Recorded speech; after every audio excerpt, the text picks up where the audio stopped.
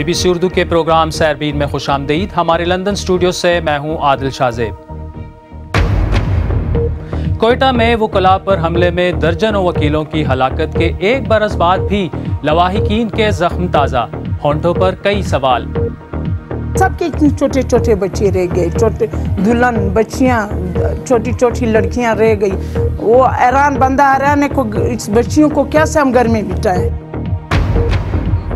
شمالی کوریا کی دھمکی کہ اس کے میزائل اور جوہری پروگرام کی عالمی مذمت کی قیمت امریکہ کو چکانا ہوگی۔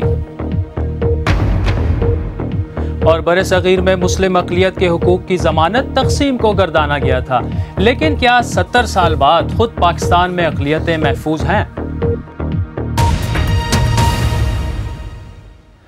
بلوچستان کا دارالحکومت کوئٹہ آج سوگوار ہے۔ گزشتہ سال اسی تاریخ کو ایک خودکش بم دھماکے میں 56 وکلاء ہلاک ہو گئے تھے۔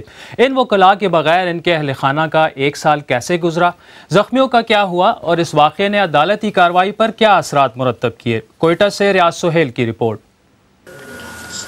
25 سالہ سید ضیاء الدین 2 بچیوں کا باپ اور 4 بہنوں کا اکلوتا بھائی 8 اگست کو عدالت گیا تھا، جہاں سے اسے چھوٹی بہن کی فیس جمع کرانے جانا تھا، لیکن وہ سول ہسپتال چلا گیا، جہاں دیگر ساتھیوں سمیت خودکش بم حملے کا نشانہ بن گیا۔ میرا بیٹا تو خالی یہ تھا کہ ایک تھا گھر میں، اور آسرا نہیں بچا۔ سب گھروں کو ایسا خراب کر دیا ہے، سب وکیلوں کو مار دیا، سب کے اتنے چھوٹے چھوٹے بچے رہ گئے، چھوٹے دلہن بچیاں، چھوٹی چھوٹی لڑکیاں رہ گئی۔ وہ ایران بندہ حیران ہے کو اس بچیوں کو کیسے ہم گھر میں بٹھائیں۔ گزشتہ سال وکلا رہنما انور بلال قاسی کو ٹارگٹ کلنگ میں ہلاکت کے بعد یہاں سول ہسپتال لایا گیا تھا، جہاں جیسے ہی وکلا کی بڑی تعداد پہنچی تو خودکش بم حملہ کیا گیا، جس میں وکلا سمیت 60 سے زائد افراد ہلاک ہو گئے۔ بعد میں جسٹس قاضی فائز عیسیٰ کی سربراہی میں بنائے گئے کمیشن نے اس بات کی نشاندہی کی تھی کہ اس روز نہ حفاظتی انتظامات تھے اور نہ ہی ہسپتال میں صحت کے بہتر سہولیات۔ ایڈوکیٹ راجیش دھماکے کی جگہ سے صرف چند قدموں کے فاصلے پر تھے۔ دھماکے کی آواز و چیخ و پکار انہیں آج بھی سونے نہیں دیتی۔ ان کے 5 آپریشن ہو چکے ہیں، پھر بھی صحت معمول پر نہیں آئی۔ اس میں میرے وزڈم ٹوتھ بھی ٹوٹ گئے اس دھماکے میں، اس کے ساتھ میرے یہ کان کا پردہ کہہ لیں یا اس کو ایک جو امبریلا ہوتے ہیں وہ بھی پھٹ گئے۔ اس کے بعد پھر وہ ہمیں CMH وہاں شفٹ کیا، لیکن انفارچونیٹلی CMH میں اتنی فیسلٹیز اویلیبل نہیں تھی، جس کی وجہ سے شاید کیجولٹیز کا ڈیتھ ریٹ جو ہے وہ انکریز ہوا۔ بلوچستان بھر میں وکلا نے 2 ماہ تک عدالتی کارروائی کا بائیکاٹ کیا، جس کے باعث مقدمات کے ڈھیر لگ گئے۔ احتجاج کے بعد لواحقین کو معاوضہ تو ملا، لیکن 1 سال کے بعد بھی وکلا کو اس بات کا جواب نہیں مل سکا کہ ان کی کمیونٹی کو نشانہ کیوں بنایا گیا تھا۔ لوگوں کو انصاف مہیا کرتے ہیں، جب ہمیں انصاف نہ ملے تو اس کا مطلب کیا ہوتا ہے کہ لوگ مایوس ہوں گے نا۔ ہمیں اس طرح کا کوئی بہتری نظر نہیں آ رہی ہے۔ آج بھی کل بھی ہم غیر محفوظ تھے، آج بھی ہم غیر محفوظ ہیں۔ بلوچستان میں اہل دانش کی ہلاکتیں اور گمشدگیاں تو 1 دہائی سے جاری تھیں، لیکن اب تو وہ بھی محفوظ نہیں رہے جو قانون اور آئین کی بالادستی کی بات کرتے رہے ہیں۔ Riaz Sohail, BBC Quetta. Supreme court کے چیف جسٹس نے وکلاء کی اتنی بڑی تعداد میں ہلاکتوں کا نوٹس لیتے ہوئے ایک کمیشن بنایا، جس نے مقامی اسپتال سے لے کر صوبے میں امن کے قیام کے ذمہ داروں کی کوتاہی کی نشاندہی کی۔ اس کے ساتھ متاثرہ خاندانوں کی ہر ممکن مدد کی بھی ہدایت کی گئی۔ بلوچستان کی حکومت متاثرہ خاندانوں کی مدد کیسے کر رہی ہے؟ یہ سوال ہمارے ساتھی ریاض سہیل نے بلوچستان حکومت کے ترجمان انوار الحق کاکڑ سے پوچھا۔ کوئی ویڈو ہے اور ان کا کوئی ایسا سکل ہے یا کم سکل ہے تو بھی وہ پہلا حق ان کا ہے کہ ان کو کوئی جاب دی جائے، تاکہ وہ اپنی جو فیملی باقی ماندہ ہے ان کی سسٹیننس اپنے بچوں کی ان سے بہتر کوئی نہیں کر پائے گا۔ جہاں صورتحال اس سے مختلف ہے، کوئی بچہ جوان ہے تو اس کو کنسیڈر کیا گیا کہ ان کو یہ جاب دی جائے، یا اگر یہ ایسی صورتحال نہیں ہے تو پھر جو امیجیٹ سبلنگز ہیں ان کے جو بہن بھائی ہیں ان میں سے کسی کو یہ دیا جائے۔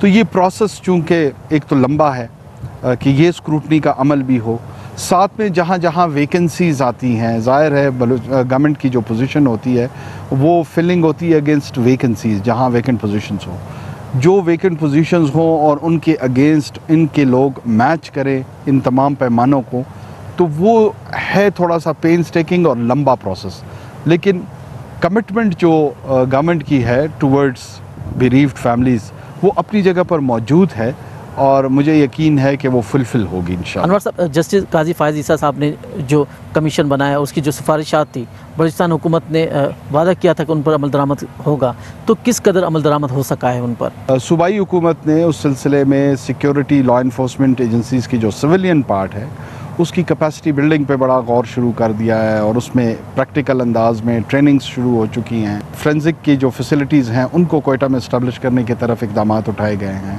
और एक छोटा सा मीडिया सेल इस्टेब्लिश किया गया है जो कि रिलीजियस एक्सट्रीमिज़म के हवाले से और सेपरेटिज़म के हवाले से काउंटर नैरेटिव जहाँ जहाँ उसकी गैप्स हैं उसको फिल करना, उनको बताना, उनका इजहार करना, प्रिंट मीडिया के हवाले से, सोशल मीडिया के हवाले से, इलेक्ट्रॉनिक मीडिया के हवाले से, तो एक जर्नल थॉट प्रोसेस स्टार्ट हुआ है, ब्रेनस्टॉर्मिंग हो रही है। गुज़िश्ता एक साल में जो मस्तूंग में कुछ कार्रवाइयाँ नज़र आईं, मगर सिंध पुलिस हो, हुकूमत हो या बाज़ दूसरे इदारे, वो बार बार निशानदेही कर रहे हैं कि वड में भी इस किस्म के कोई मराकज़ मौजूद हैं, उनके ख़िलाफ़ कोई कार्रवाई नज़र क्यों नहीं आती?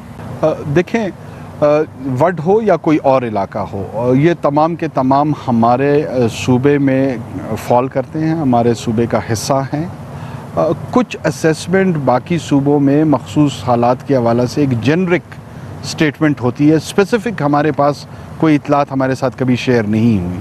अगर स्पेसिफ़िक इतलात हमारे साथ शेयर होंगी, चाहे वो वड के हवाले से हों या किसी और हवाले से हों, तो हम यकीनन उस पर कार्रवाई करेंगे। अनवारुल हक काकड़ से रियाज सोहेल ने बात की। सूबा बलूचिस्तान में जारी दहशतगर्दी के वाक़यात में सिक्योरिटी फोर्सेस को भी निशाना बनाया गया है। पुलिस हुकाम के मुताबिक अब तक इन वाक़यात में 850 से ज़्यादा एहलकार हलाक हुए हैं। बज़ाहिर सूबाई पुलिस एहलकार दहशतगर्दों के लिए आसान हदफ साबित हो रहे हैं। कोयटा से मोहम्मद काजिम की रिपोर्ट। मुबारक शाह उन 2 पुलिस अफसरों में शामिल थे जिनको 4 दिनों के मुख्तसर अरसे में कोयटा और चमन में टारगेट किलिंग का निशाना बनाया गया।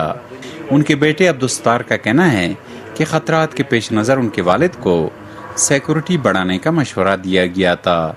मैं उनको अक्सर कहता था कि सिक्योरिटी ज़्यादा करूं। उनका ये कहना था कि मैंने किसी के बच्चे को नहीं रुलाया, कोई क्यों मेरे बच्चों को रुलाएगा। रवां साल के दौरान अब तक बलूचिस्तान में पुलिस के 3 अफसरों समेत 15 से ज़ायद एहलकार मारे गए हैं। सन 2000 में बलूचिस्तान में हालात की खराबी के बाद से पुलिस एहलकारों पर हमलों का सिलसिला शुरू हुआ था, जो कि कमियों बेशी के साथ अब भी जारी है। पुलिस के आला हुक्काम फोर्स के एहलकारों के निशाना बनने की वजह दहशतगर्दी के खिलाफ जंग में फ्रंट लाइन पर उनकी मौजूदगी को करार देते हैं। आपको सबको अंदाज़ा है कि हम इस जंग में फोर फ्रंट पे हैं, हम हों या FC हो या फ़ौज एक और तरीके से और फ्रंट पे फोर फ्रंट पे है, लेकिन शहरी इलाकों में हम और FC फोर फ्रंट पे हैं। तो इस जंग को हम लड़ भी रहे हैं और इसका सारा जो ब्रंट है वो हमें डायरेक्टली लेना पड़ता है। हमें से हर एक बंदा उसकी थ्रेट पे है। पुलिस के बाज़ एहलकारों के मुताबिक फोर्स के एहलकारों की आसानी के साथ निशाना बनने की एक वजह तहफ़्फ़ुज़ के लिए जदीद सहूलियात का न होना है। उनका कहना है कि SP मुबारक शाह ने आला हुक्काम को बुलेट प्रूफ गाड़ी की फराहमी के लिए तहरीरी दरख्वास्त दी थी, लेकिन उन्हें गाड़ी नहीं मिली। बाज़ तज्ज़ियाकार इस राय से भी इत्तफाक करते हैं कि वफाकी हुकूमत की फोर्सेस के मुकाबले में पुलिस एहलकारों के पास जदीद सहूलियात की कमी है। पुलिस कहीं अलग से बैरकों में नहीं रहती, वो जो है वो एक ऐसा इदारा है जो कि लोगों के साथ मिक्स है। आप देखेंगे वो मिक्स आबादी में भी रहते हैं, उनके घर भी वहाँ पर हैं, तो वो एक आसान टारगेट है। जब वो बड़े टारगेट नहीं अचीव कर पाए तो वो आसान टारगेट जो है उनको पुलिस नज़र आती है। ये लेवीज़ के भी लोग जो आपने देखा कि इंटीरियर बलूचिस्तान में कई जगहों पर जो है उनको भी निशाना बनाया गया। शोरश ज़दा बलूचिस्तान में सिक्योरिटी फोर्सेस पर हमले अब तकरीबन मामूली ही बन चुके हैं। ऐसे में आम शहरियों के साथ साथ फोर्सेस के जवानों की हिफाजत के इक़दाम भी ज़रूरी हैं। Mohammad Kazim, BBC news, Quetta. اس بارے میں سوشل میڈیا پر بھی لوگ اپنی آراء کا اظہار کر رہے ہیں۔ عوامی نیشنل پارٹی کے رہنما افراسیاب خٹک نے ٹویٹ کی کہ پورے ملک کو ہلاک ہونے والے وکلاء کے خاندانوں سے اظہار یکجہتی کرنا چاہیے۔ پیپلز پارٹی کے رہنما ایاز سومرو کے بقول وکلاء کے دہشت گردی کا نشانہ بننے کی وجہ نیشنل ایکشن پلان پر عمل درآمد میں ناکامی ہے۔ سلیم خان نے ٹویٹ کی کہ یہ واقعہ کیوں پیش آیا؟ یہ سوال سوشل میڈیا سے نکل کر مقتدر حلقوں میں موضوع بحث بننا چاہیے۔ بی بی سی اردو کے پروگرام سیربین میں آگے چل کر دیکھیے گا جنوبی کوریا میں موجود امریکی فوج حریف شمالی کوریا کی نگرانی کیسے کرتی ہے، اور تقسیم کے 70 سال بعد ہندو برادری پاکستان میں زندگی کے بارے میں کیا کہتی ہے۔ بی بی سی اردو کے پروگرام سیربین میں ایک بار پھر خوش آمدید، میں ہوں عادل شاہزیب۔ امریکی وزیر خارجہ ریکس ٹیلرسن تھائی لینڈ کے سرکاری دورے پر ہیں، جن کا مقصد ایشیائی ممالک پر شمالی کوریا کے خلاف اقدامات کرنے کے لیے زور ڈالنا ہے۔ اقوام متحدہ نے متفقہ طور پر شمالی کوریا کے خلاف پابندیوں کی توثیق کی ہے، جس کے بعد شمالی کوریا نے امریکہ کو متنبع کیا ہے کہ وہ جوابی کارروائی کرے گا اور امریکہ کو اس کی قیمت چکانی ہوگی۔ روپرٹ ونگفیلڈ کی رپورٹ پیش کر رہے ہیں غضنفر حیدر۔ یہ ہے سرد جنگ کی باقیات کا آخری حصہ۔ سورج طلوع ہوتے ہی میں گاڑی میں اس جہاز کے سامنے بیٹھا ہوں جو کہ ایک خفیہ مشن کے لیے اڑان بھرنے والا ہے۔ یہ جہاز 70,000 فٹ کی بلندی پر جا کر شمالی کوریا کے اندرونی علاقوں پر نظر رکھے گا۔ ہمارے مشن کا مقصد ہماری قیادت کو پہلے سے وہ معلومات فراہم کرنا ہے جن سے انہیں یہ پتہ چل سکے کہ وہاں کیا ہو رہا ہے۔ سرحد کے اس پار شمالی کوریا کا سرکاری ٹی وی چینل امریکہ کو خبردار کر رہا ہے کہ اسے نئی اقتصادی پابندیاں لگانے کے بعد جوابی کارروائی کا سامنا ہوگا اور امریکہ کو اس کی قیمت چکانی ہوگی۔ نئی اقتصادی پابندیوں کی حمایت کرنے کے بعد بھی چین نے اپنے پرانے اتحادی شمالی کوریا کا مکمل طور پر ساتھ نہیں چھوڑا۔ بین الاقوامی برادری شمالی کوریا سے مطالبہ کرتی ہے کہ وہ اپنا نیوکلیئر پروگرام ترک کرے تاکہ ایٹمی ہتھیاروں کی روک تھام کے معاہدے کی پاسداری کی جا سکے، لیکن وہ یہ سوچتے ہیں کہ انہیں عسکری طور پر خطرہ لاحق ہے۔ یہاں جنوبی کوریا میں امریکی ایئر بیس پر حکام کو امید ہے کہ شمالی کوریا مذاکرات کے لیے تیار ہو جائے گا، لیکن حالات بگڑنے کی صورت میں بھی وہ تیار ہیں۔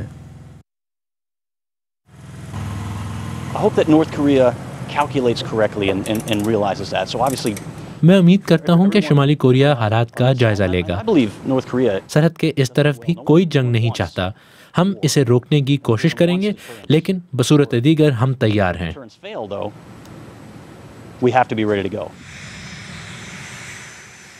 یہ فائٹر جیٹ ایک اور اڑان بھرنے والا ہے۔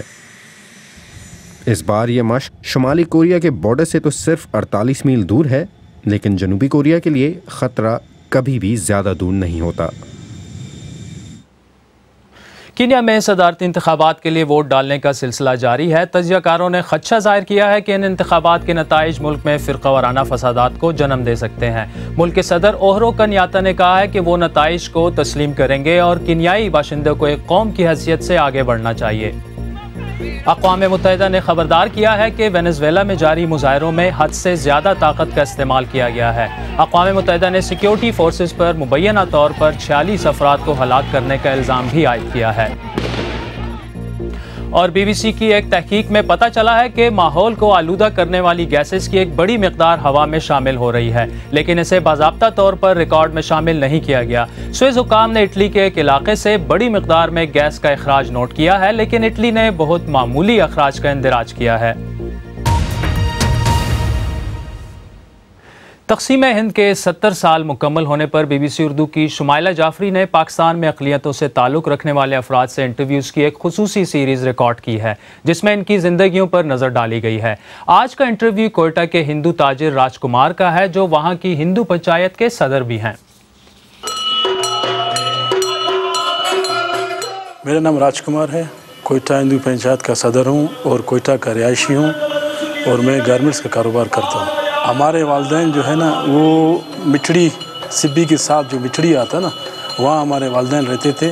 ہمارے جو نواب صاحب ہیں وہ جو ہے نا، انہوں نے ہمیں پروٹیکشن دی، کوئی ایسی بات نہیں تھی وہاں پر، ایسا کوئی ماحول نہیں تھا، نفرت کا ماحول نہیں تھا، اس لیے ہمارے بڑوں نے کہ یہ سوچا کہ یہیں پر ہم رہیں تو بہتر ہے۔ जितने भी हमारे इलाके हैं वो कबाइल से ताल्लुक़ रखते हैं। कोई भी ऐसा कोई मसला होता है, मजहबी कोई शिद्दत पसंदी होती है, जैसे 92 में बाबरी मस्जिद वाला वाक़या हुआ, तो सारे कबाइल ने हिंदुओं की प्रोटेक्शन के लिए अपने बंदे खड़े कर दी। कुछ अरसे पहले किडनैपिंग हुई हमारे हिंदुओं के साथ, अगवा बर तावान में जो है ना पैसे की वजह से उठाया जा रहा था, उसमें कुछ ज़्यादतियाँ हुई, हमारे साथ भी क्या सबके साथ ज़्यादतियाँ हुई, लेकिन अभी वो वाक़यात नहीं हैं। फ़ौज ने बहुत कंट्रोल कर लिया है।